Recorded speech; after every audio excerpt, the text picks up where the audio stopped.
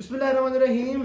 लो जी, ये वीडियो भी बड़ी इंटरेस्टिंग वीडियो होगी। इसमें मैं आपको ये बताऊंगा कि एमबीबीएस में आ गए हो तो ये तो होगा, यानी कि एमबीबीएस में आने के बाद बहुत सारी चीज़ें हैं जो आके आपको नई चीज़ें पता चलना शुरू होंगी। और अक्सर ऐसी बातें डिस्कस करूंगा कि साल के शुरू में या कह लो फर्स्ट ईयर में आप एक तरह से उसको इंटरप्रेट कर रहे होगे, और by the time you reach fourth year और फाइनल ईयर आपको समझ में आएगी कि आप तब कितना फ़र्क सोचते थे। ठीक है, तो जो आपकी दिमागी एवोल्यूशन होने वाली है एमबीबीएस के दौरान, उसका मैं आपको एक ट्रेलर दे देता हूँ। बाकी तो जब एवोल्यूशन होगी तो आपको समझ में आएगी। एक तो बात यह कि डायसेक्शन में शुरू शुरू में आपको लगता है कि मेरे स्किल्स बड़े अच्छे हैं, उफ ठीक है, मैं अपना स्कैल्पेल वगैरह लेके आ गया तो मैंने सोचा कि यार फलाने बच्चे ने जब कट लगाया था ना तो स्किन के साथ उसको थोड़ा सा मसल भी काट दिया था, मैंने तो इतना प्यारा काटा है कि मैं तो सर्जन हूँ। आगे के पता चलेगा कि डायसेक्शन का मकसद ये होता ही नहीं है। ये चीरा काटी करना is not the purpose of dissection. उसका पर्पज होता है आपको एनाटॉमी समझाना, सिखाना कि बेटा ये फलाना मसला है, ये फलानी चीज है। ठीक है, और उसके लिए आपको खूबसूरत कट्स लगाना जरूरी नहीं है। ठीक होगी बात। वेरी सिंपली एनाटॉमी से रिलेटेड ही फर्स्ट ईयर में मुझे याद है मैंने वो एक स्कैपुला में इशू हुई, बोन्स इशू हुई, ठीक है, और टीचर ने बताया इसकी ऑरिजिन्स इंसर्शंस, बड़ा मुश्किल लगा लेक्चर के दौरान। लेकिन फिर बाहर बैठ के दोस्त के साथ बैठा कि यार साथ साथ याद करना है। शुरू में तो ये होता है कीड़ा, तो साथ साथ याद करेंगे। और वो जब याद करना शुरू किया तो घंटा 2 घंटा लगा, स्कैपुला को समझ लिया, याद कर लिया। It was a very tough bone, लेकिन मैंने कहा चलो अच्छी तैयारी हो गई। और प्रॉफ तक मैंने कहा यार वो स्कैपुला तो भूल गई लेकिन याद करेंगे दोबारा। And then you will realize कि पेपर में ये बातें आनी ही नहीं है कि ये वो कर्व कहाँ से जा रही थी और ये कहाँ से जा रहा था, तो ये मुझे बताओ कि ये क्या है। हाँ, वाइवा में कुछ हद तक होता है, लेकिन बोन इतनी भी इंपॉर्टेंट नहीं थी जितनी आपको शुरू शुरू में लग रही होती है। कहने का मकसद ये था। यार एक बड़ी इंटरेस्टिंग बात है ओवरऑल के बारे में। लो जी, फर्स्ट ईयर में मिल गया ओवरऑल आपको, उसमें आपको ऐसा फख्र महसूस होगा। आप अपने आप को सुपरमैन बैटमैन तो छोटी बात है ना, क्या आप कुछ नहीं समझोगे। तो शुरू शुरू में तो ये होगा कि यूनिवर्सिटी में तो पहनना ही पहनना है ना आपने, ठीक है। और कुछ लोग तो गलती से बाजार भी चले जाएंगे ओवरऑल में, गलती से जान के नहीं, घर भी ओवरऑल पहन के ही आएंगे कि जाहिर है रास्ते में भी लोग देखें तो पता तो चले ना डॉक्टर बन रहे हैं। हाय, और आहिस्ता आहिस्ता ओवरऑल से ऐसे बाजार हो जाएंगे कि आपको होगा कि यार इधर उतार के ही रखूँ मैं। हॉस्टलर्स को तो बार बार ये होता है कि कितनी बार धोना पड़ेगा, व्हाइट कलर का होता है, बार बार मैला हो जाता है। फिर कुछ लोगों को ये भी होगा कि मैंने जो इतने अच्छे कपड़े पहने हुए वो नजर ही नहीं आएगा कि मैंने ऊपर ओवरऑल पहन लिया। तो literally third year fourth year में ये होता है कि वो एक बंदा खड़ा होता है जो कह रहा है ओवरऑल पहन के, ओवरऑल के बगैर नहीं आना, ओवरऑल के बगैर एंट्री नहीं अलाउड। तो अब शुरू शुरू में आपको लगेगा यार कोई ओवरऑल क्यों उतारेगा, व्हाट द हेल। लेकिन ऐसे ऐसा आपको पता चलेगा कि भाई ये भी होता है। अच्छा, थर्ड ईयर में बुखार आएगा आपको कि गले में स्टेथ लगाएंगे, आहिस्ता आहिस्ता वो भी खत्म हो जाएगा। वो बड़ा ऑकवर्ड सा लगेगा क्योंकि अच्छा शुरू में क्या होगा, कुछ लोग ना क्लासरूम में आ जाएंगे स्टेथ लगा के, तो शौक होता है, खैर है लगा लो जी। फिर आहिस्ता आहिस्ता क्लासरूम में उतर जाएगा। फिर ऐसे ऐसे वार्ड में भी ऐसा होगा कि मेडिसिन का वार्ड होगा, सर शायद किसी के पास है, वो किसी एक दो के पास हुआ करेगा। तो ये कुछ भी होगा जी। अच्छा, एक मजे की बात मैं आपको, जब आपको लगे ना वार्ड्स, अच्छा that is a good part, बड़ा मजा आएगा आपको, आप हॉस्पिटल जाना शुरू हो जाओगे थर्ड ईयर में। लेकिन भाई यकीन करो आपको बहुत ही अच्छा एक्टर बनने की जरूरत है वहां पे, क्योंकि आपने जाना है वहां पे, पता आपको कख नहीं है। जाके पेशेंट को देख रहे हो, आप उसकी फाइल खोल रहे हो, और अब वो आपको समझे डॉक्टर साहब, ठीक है, वो कहते डॉक्टर साहब अभी रिपोर्ट यदि आई सी, उसने आपको, मैं गवर्नमेंट हॉस्पिटल की बात करूँ, प्राइवेट में शायद ऐसा कल्चर ना हो, वो आपको जनाब एक एक्सरे पकड़ा देती है।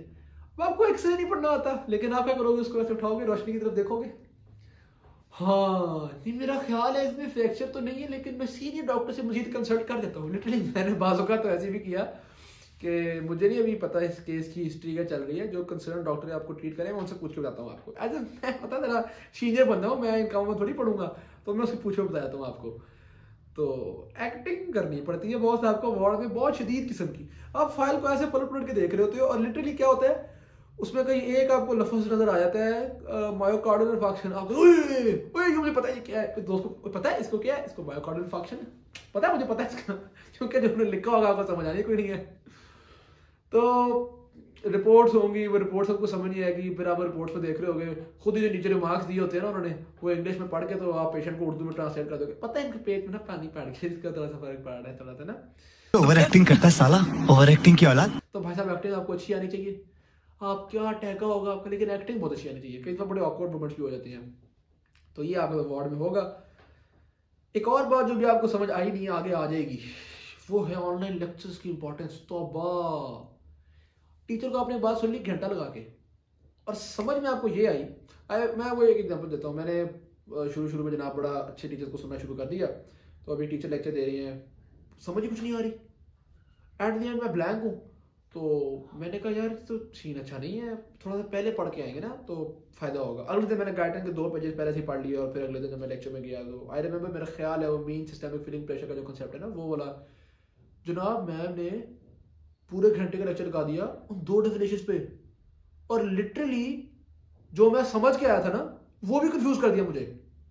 तो मतलब मुझे लिटरली, मैं जब यूनिवर्सिटी में हॉस्टल में पढ़ा तो मुझे अच्छा समझ में आ गया। मैं कहा ठीक है ये आसान सा कंसेप्ट है, mean circulatory feeling pressure, systemic feeling pressure, इतना मुश्किल कंसेप्ट तो नहीं है। टीचर ने घंटा लगा दिया उसके बारे में, ऐसी ऐसी तारें जोड़ी कि मेरे सर्किट फ्यूज हो गए। तो फिर मैं समझ में आई कि ये लेक्चर में अपनी मर्जी की बातें करते हैं, हमने किताब की मर्जी की बात देखनी है क्योंकि पेपर में किताब से आता है। सही होगी बात? तो ये आपको ऐसे समझ में आएगी, और किताब को समझने में आपको ऑनलाइन लेक्चर बड़े हेल्प करेंगे। जो MBS में लेक्चर्स के लेक्चर बने हुए हैं ना वो आपको बड़ा हेल्प करेंगे। खैर यार ज़ाहिर है मैं उनको अच्छा समझता हूँ इसलिए मैंने अपलोड किए हुए हैं। एनीवेज दूसरे भी लेक्चर्स आपको डॉक्टर नजीब के लेक्चर मिलेंगे, इसी तरह से 3rd ईयर ऑनवर्ड्स आपको फार्मा या माइक्रो के लिए उसके स्केची के लेक्चर्स हैं। इंग्लिश में सुनना चाहें तो उसमें निंजा नर्ड हो गए, इस तरह से और बहुत से लेक्चर्स हैं। लेकिन यू विल रियलाइज, हर एक अपना मर्जी होती है कि वो कौन से लेक्चर्स को सुने। यू विल रियलाइज के लेक्चर्स से आपको बुक को समझना कहीं आसान हो जाएगा। तो लिटरली ऐसा भी होता है, क्लास में टीचर पढ़ा रहे हैं और इधर बच्चे ने फोन पकड़ा हुआ है और ये फोन पे खेल नहीं रहा, फोन पे कोई लेक्चर सुन रहा है, क्योंकि इसको पता है एक लेक्चर घंटे में मुझे यूट्यूब वाले सर जो पढ़ा देंगे वो घंटे में ये सर नहीं पढ़ा पाएंगे। विद ड्यू रिस्पेक्ट, मैं उनको ये नहीं कि बुरा भला कह रहा हूँ, लेकिन जाहिर सी बात है यूनिवर्सिटी में तो ऐसे तो नहीं होता ना, जाहिर सी बात है। तो नहीं होता है। अच्छा एक और चीज, यूनिवर्सिटी में आके आपको एक अंदाजा होगा कि जनाब आज़ादी एक और लेवल की मिल गई है, घूम रहे हो फिर रहे हो आ रहे हो जा रहे हो, कोई मसला ही नहीं है। हॉस्टलाइट्स तो खासतौर पे उफ, क्योंकि उनको पैसे भी मिलना शुरू हो जाते हैं और घर वालों को नहीं पता कि 30,000 किस चीज़ के भेजे उन्होंने, वो भी सोच रहे होते हैं बच्चा MBBS कर रहा है, डॉक्टर बन रहा है, चलो खर्चा तो चाहिए होगा ना उसको। बच्चा यहाँ पे जनाब चीज़िया से डिलीवरियाँ मंगवा रहा है, अगले दिन जनाब बर्गर खाने जा रहा है और जनाब रात को 3 बजे कोयटा कराची चाय पीने जा रहा है और कोई शुगर मेला लग रहा है जनाब। तो शुरू में ये बहुत ज़्यादा होता है, फर्स्ट ईयर में बहुत ज़्यादा होता है, आहिस्ता आहिस्ता आपको कदर होना शुरू हो जाती है घर के खानों की। सबको तो नहीं होती, लेकिन मतलब कहने का ये है कि आपको होता है यार क्या यार फिर उठ के बाहर जाना, बस यही मुझे मैस में बनाया हुआ अच्छा बना हुआ तो वही खा लेते हैं। तो आहिस्ता आहिस्ता आप होटलिंग कम होती चली जाएगी, पढ़ाई की तरफ रुझान बढ़ता चला जाएगा, आप कहते हो कि यार और कोई काम नहीं चलो पढ़ ही लेते हैं। तो ये चीज़, ये फीलिंग भी 3rd या 4th में आना शुरू हो जाती है। अलबत्ता एक ख़ास तबका होगा जिसकी होटलिंग कम नहीं होगी, क्योंकि उनकी होटलिंग का मकसद ना तो मज़े के खाने खाना होता है और ना ही आज़ादी मनाना होता है, बल्कि उन्होंने जिस मकसद से होटलिंग करनी होती है वो मकसद तो वक्त के साथ साथ बढ़ता रहता है, क्योंकि शुरू में इतने ताल्लुकात बने नहीं होते, आहिस्ता आहिस्ता मिंगल ज़्यादा तो होटलिंग भी ज़्यादा होना शुरू हो जाएगी। तो उस तबके का कुछ अलग हिस्सा है, उसको हम साइड पे करते हैं। मैं लड़कों की जो होटलिंग होती है भैया उसकी बात कर रहा था। Last but not the least, friendship circles. भाईजान बहुत कम लोग होंगे कि फर्स्ट ईयर में जो उनका फ्रेंडशिप सर्कल होगा वो फाइनल ईयर तक चलेगा। असल में फर्स्ट ईयर की जो दोस्तियां होती है ना, अब मसला ये है कि वहाँ पे हर बंदा नया है, कोई किसी दूसरे को जानते ही नहीं। बहुत कम होता है कि आप किसी को, ओ ये मैंने अकेडमी में देखा था, इस तरह जानते होते हो, या 2 कॉलेज फेलोज आ गए एक यूनिवर्सिटी में एडमिशन ले लेते हैं, तो इस तरह बहुत थोड़ा हो रहा होता है। अब आप जैसे किसी को नहीं जानते तो शुरू में अक्सर दोस्तियां आपकी ऐसी बात पे बनी होगी जो दोस्ती की वजह है नहीं। अब दोस्ती की वजह क्या है, कोई कुछ ना कुछ common interest, common personality, common background, इस तरह की चीज होती है ना। फर्स्ट ईयर में दोस्ती किस वजह से बन रही होगी, पहले दिन हम साथ बैठे थे इसलिए दोस्त बन गए, क्योंकि सलाम दुआ की, अगले दिन भी उसी से सलाम दुआ की, करते करते दोस्त बन गए। लेकिन बाय द टाइम आप उसको मजीद जब जानोगे तो पता चलेगा कि नहीं यार मेरा फलाना ज़्यादा अच्छा दोस्त था, या उससे मैं ज़्यादा अच्छा मिलता हूँ। तो 2nd ईयर 3rd ईयर में आपके दोस्त बदल जाएंगे। कई दोस्तियाँ होंगी आपकी, क्यों जी, क्योंकि ये मेरा पहला रूममेट था, ना चाहते हुए या चाहते हुए रूममेट एक बन गया, अब वो दोस्त है। 5 रूममेट हैं, 5 आपके बड़े पक्के दोस्त हैं, लेकिन ऐसे ऐसे हर एक की आदत फर्क होंगी, हर कोई अपने तरह के ग्रुप्स में जाना शुरू हो जाएगा। अच्छा एक तो बहुत ज़्यादा डिच कराना शुरू हो जाएंगे जनाब, ऑन द बेसिस ऑफ यार अब वो क्या आपको पता ही है ना, दूसरे जेंडर के लोगों की खातिर अपने दोस्तों को लोग कॉम्प्रोमाइज करना शुरू हो जाएंगे। मतलब मेरे जैसा एक जो शरीफ आदमी है, अगर उसके रूम में ऐसे लोग शुरू में होंगे जिन्होंने आगे जाके मिंगल करना है, तो अब क्या होगा, वो मिंगल वाली साइड पे चले जाएंगे और मैं सिंगल वाली साइड पे चला जाऊंगा।